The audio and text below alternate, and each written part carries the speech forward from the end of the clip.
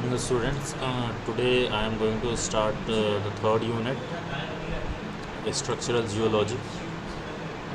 In first two unit, we have covered certain topics like earth sciences and its importance in civil engineering, certain rock forming minerals and their physical properties, internal structure of the earth, crust, mantle, and all those things, and suitability of the rocks as a engineering material. In unit second, we have covered igneous rock, metamorphic rock, sedimentary rock, their origin, their characteristics, their engineering properties, their uses, and at the end in the second unit, we have covered the engineering properties of the rock. So, what are the certain topics which we are going to cover in structural geology? That is, number one is introduction, causes of development of such structures, structural elements like folds, faults, joints, unconformity, dip, strike, outcrop pattern, outliers, and inliers. So, structural geology is the study of the factors such as origin, occurrence, classification, types, and effects of the various secondary structures like folds, faults, joints, rock cleavage, and are different from those primary structures such as bedding and vesicular structure which develop in the rock at the time of their formation. Any geological formation exposed on the surface is called an outcrop. You can see in the figure also. A strike and dip. A strike refers to the direction in which a geological structure is present. The strike direction may be defined as the direction of the trace of the intersection between the bedding plane. So in this diagram you can clearly see the sedimentary layers, dip angle, a strike, dip direction, horizontal surface represented by water. This is a strike angle exposed to the rock layers. So this is how you all people can measure as a geologist is measuring the angle of dip and angle of a strike. This is horizontal plane, this is water line, this is dip angle, this is strike dip symbol, line of a strike.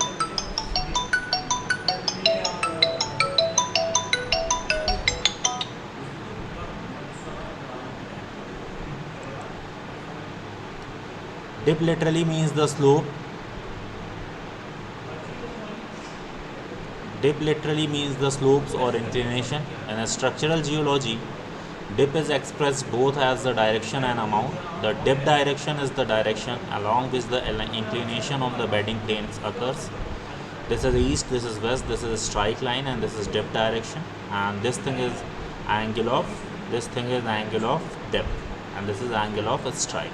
So you must know what is a strike, what is dip, what is angle of a strip, what is angle of a strike, and you should know how to draw their diagrams.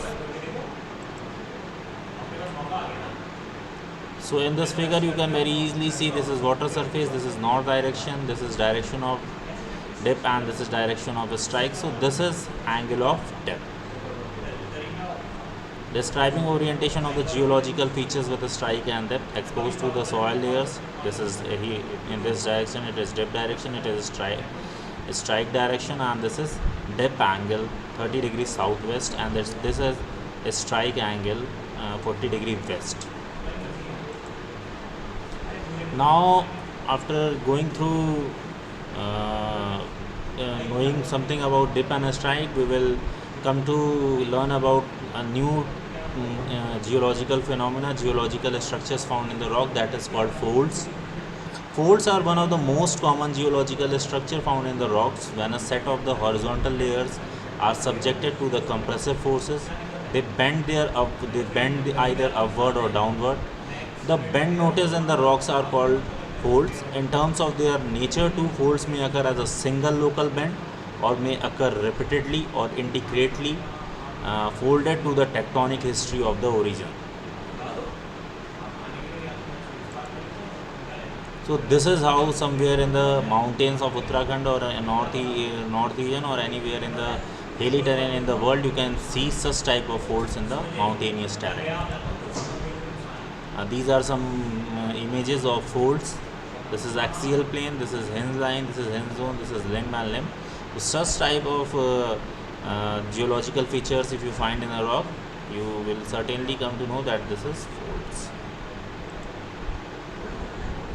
Usually folds are classified on the basis of their symmetrical character, upward or downward bend, occurrence of plunge, unconformity of the bed thickness, behavior of the fold pattern with the depth. Classification and types of folds: anticline and syncline. When the beds are bent upward, the resulting fold is called anticline. This fold is convex upward. Naturally, in such a fold, the older beds occurs towards the concave side. In a simple case, the limbs of the anticline slope in opposite direction with reference to its axial plane, but when the anticline is refolded, the inclined character of the limb will be complicated. Syncline is just opposite to the anticline in its nature. That is, when the bed are bent out downwards, the resulting fold is called syncline. This fold is convex downward. In this, the younger beds occur towards the concave side, and in a simple type of syncline, its limbs step towards each other with reference to the axial plane. So this is syncline and this is anti-syncline. So in this diagram, you can clearly differentiate between anti-syncline and syncline. These are the hinge line, these are the limbs, these are axial planes, hinge line, these are the limbs. So this is anticline, syncline and anticline. Compressive force has created the folds. So this portion is called syncline and upper portion is called anti-syncline in this rocky structure, in this mountainous structure. Also, you can see the anti-syncline fold and syncline folds. Symmetrical and asymmetrical folds: when the axial planes divides the fold into the two equal halves in such a way that one half is a mirror image of the other, then the fold is called as symmetrical fold. If the compressive forces responsible for folding are not of the same magnitude, asymmetrical folds are formed. So in this diagram, you can see that axial plane is vertical. So one half is a mirror image of the other one. So such type of folds is symmetrical folds. And in second image, you can see that beds in one limb dip more steeply than those in the other. So this is a symmetrical fold. And in overturned fold, both limbs dip in the same direction, but one limb has tilted beyond the vertical. So such type of folds are called overturned folds. Plunging and non-plunging folds. The plunge of a fold has already been described as the inclination of the fold axis to the horizontal plane. Based on this, that is, whether the axis of the fold is inclined or horizontal, the folds are grouped as plunging folds or non-plunging folds. In the geological maps, when the strike lines are drawn, both the limbs for a non-plunging fold, they will be mutually parallel, and for a plunging fold, they will be either converging or diverging but not parallel. So in this figure, you can see this is the hinge line and this is the way they are. Hinge line of the plunging anticline, axial plane, hinge line of the plunging syncline, youngest formation, oldest formation and axial planes. Plunging syncline, plunging anticline and plunging syncline, you can very clearly see in the figures. This is plunging syncline, this is plunging syncline, this is plunging and this is plunge. So such type of structure are very commonly visible in the hilly terrain. Open and closed folds. Depending on the intensity of the deformation, the beds of the fold may or may not have uniform thickness. If the thickness of the bed is uniform throughout the fold, it is called an open fold. On the other hand, in a fold, if the beds are thinner in the limb portion and thicker at the crust and trough, such a fold is called closed folds. So in figure, you can clearly see what type of how open folds look like and how closed folds look like. Similar and parallel folds. Based on whether the shape of the folds remain the same or altered with the depth, fold are grouped as similar or parallel fold. In the case of similar folds, the shape or pattern of the folds remain the same at the depth also. But in the case of parallel folds, the crest and the troughs become pointed or angular. Overturned fold. Usually in simple folds, the limbs show the order of the superposition, but when one of the limb is overturned, the order of superposition of the bed in that limb will be in the reverse order, and such a fold is called the overturned folds. So you can very clearly see in the images that how the overturned folds look like. So this is the way the overturned flows look like.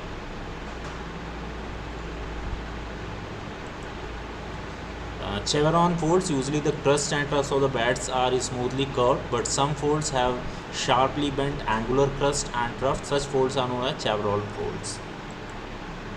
So this is the field view of chevron types of fold. You can somewhere you can, if you are visiting to the, most of the students are from Uttarakhand, so they can see such types of folds in hilly terrain of Uttarakhand also.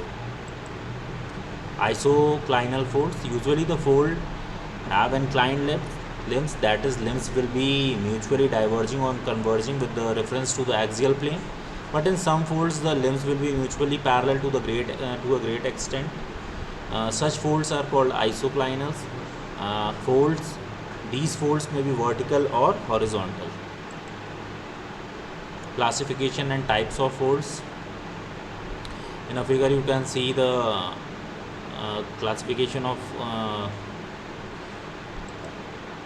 fan folds. Usually in simple anti-synclines, the limbs dip away and from one another, and in simple synclines they dip towards each other. But in the case of fan folds, this tends in just the opposite. That is, in anticlines of the fan folds, the limbs dip towards each other with the reference to their axial planes. In synclines of this kind, the limbs dip away from each other. As the term suggests, these folds are fan shaped. This is symmetrical, asymmetrical, overturned and recumbent. Domes and basins. Usually a fold will have two distinct limbs, but some folds do not have any such specific limbs and appears as the beds locally push up or down. Their shape appears as the dome or basin. In a dome which resembles upper hemisphere, the dips are found in all the sides from common central top point. Thus, this is a type of anticline, and the basin, which is like a ball. The slopes slopes are just opposite.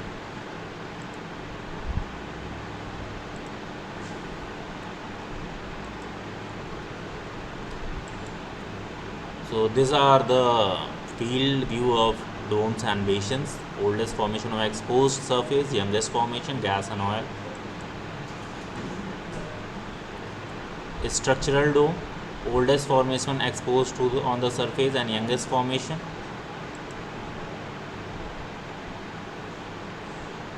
The structure and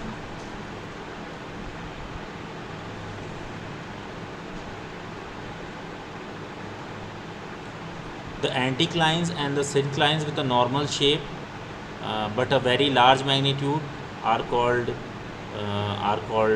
geneticlines and synclines, geosynclines.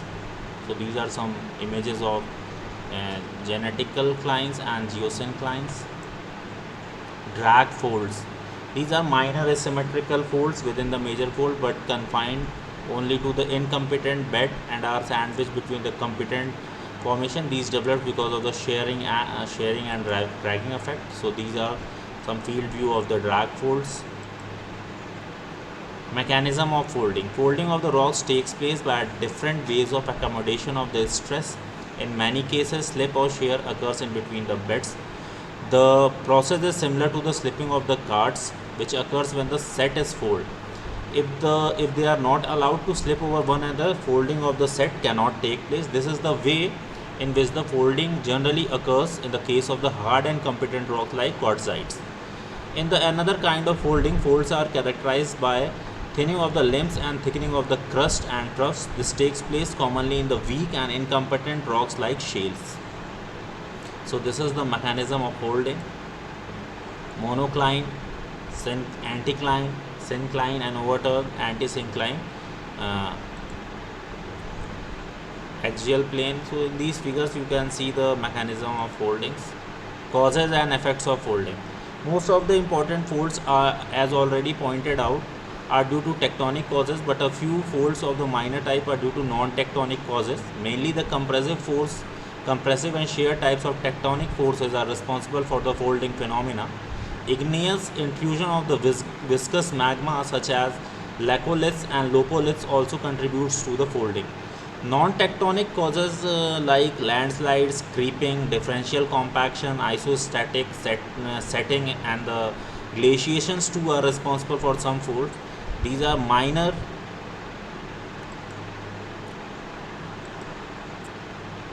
When a folded area is affected by weathering and erosion, interesting topographic features are produced as follows. Immediately after folding, anticlines by the virtue of their upward bending appear as a hill, and synclines due to the downward wrapping appears as a valleys.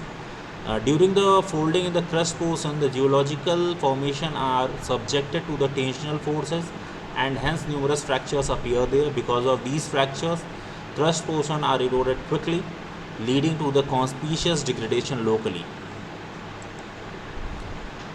On the other hand, trough portion are highly compressed and hence offer a greater resistance to the erosion. Thus, they stand out in the long run at a greater elevation, while the adjacent part degrade fast. The net result of this response to the erosion is that the anticlines will change over to the valleys, while the synclines change over to the hills. This paradoxical phenomena is popularly expressed as anticlinal valleys and synclinal hills. The anticlinal valleys are the typical example of the inliners, and synclinal hill are the typical example of outliers. So, students, please go through the dip and strike portion of unit 2 and fold portion. Afterwards, I will discuss faults, unconformities, and remaining portion in the unit 3. So for today, this much is enough. So I think you all people are revising your unit 1 and unit 2. So this little bit, actually unit 3 structural geology is little bit tough. So try to go through the topics, try to understand the field application of these topics, and try to, whenever you are writing the answer, try to sketch the figures very clearly, so you will be able to make me understand what actually you want to say. Go through this PPT. I will share the videos and PPT in the WhatsApp group also. Thank you for listening to me. Thank you.